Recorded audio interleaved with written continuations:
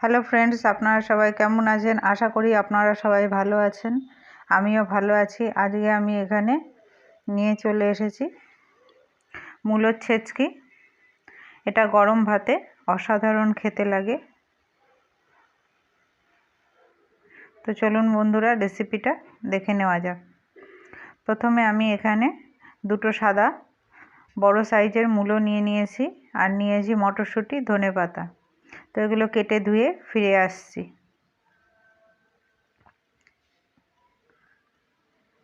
এখানে আমি মূলো দুটোর খোসা ছাড়িয়ে নিয়ে ঘষুনির সাহায্যে ঘষে নিয়েছি।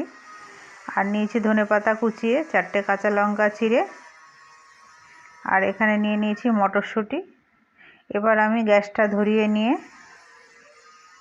গ্যাসে কড়াইটা বসিয়ে কড়াইয়ের মধ্যে সর্ষের তেল দিয়ে দেব।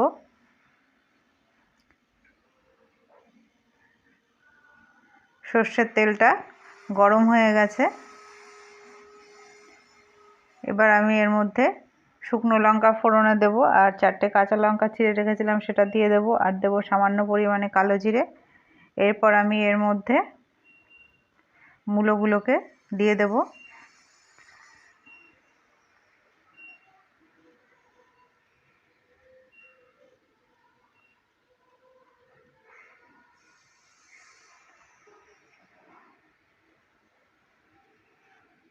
একটু ভালোভাবে নাড়াচাড়া করে নেব।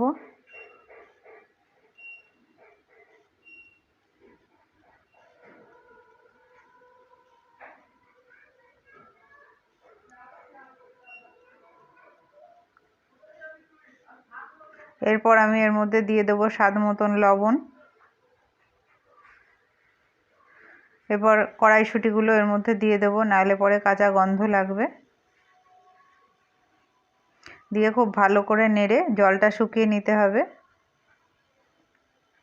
জল শুকিয়ে এসেছে। এবার আমি এর মধ্যে দিয়ে দেবো স্বাদ মতন হলুদ গুঁড়ো,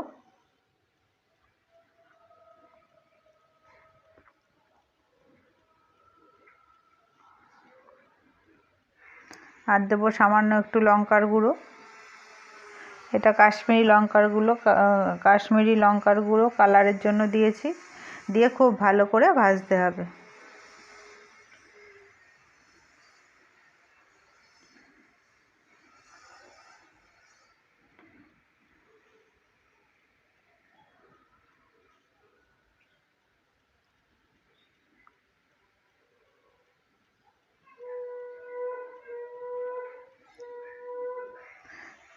এবার আমি এটাকে একটু ঢেকে দেব।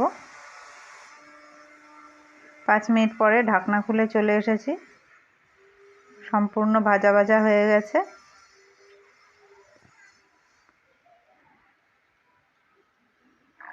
এরপর এর মধ্যে আমি দিয়ে দেবো সামান্য একটু চিনি টেস্টের জন্য, আপনারা চাইলে নাও দিতে পারেন। আর দিয়ে দেবো ধনেপাতা কুচি।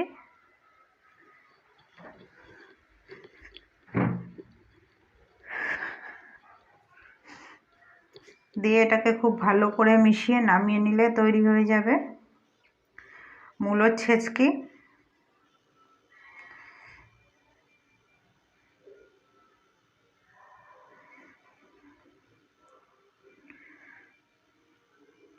ভিডিওটা ভালো লাগলে লাইক করে দিয়ে পাশে থাকার অনুরোধ রইল। আর কমেন্টের মাধ্যমে জানাবেন আপনারা কে কীভাবে মূলো খান।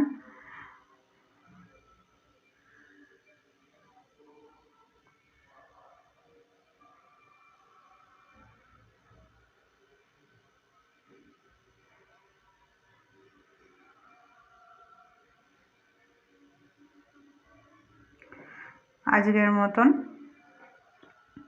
এখানেই শেষ করলাম। মূলোর ছেচকি রেডি।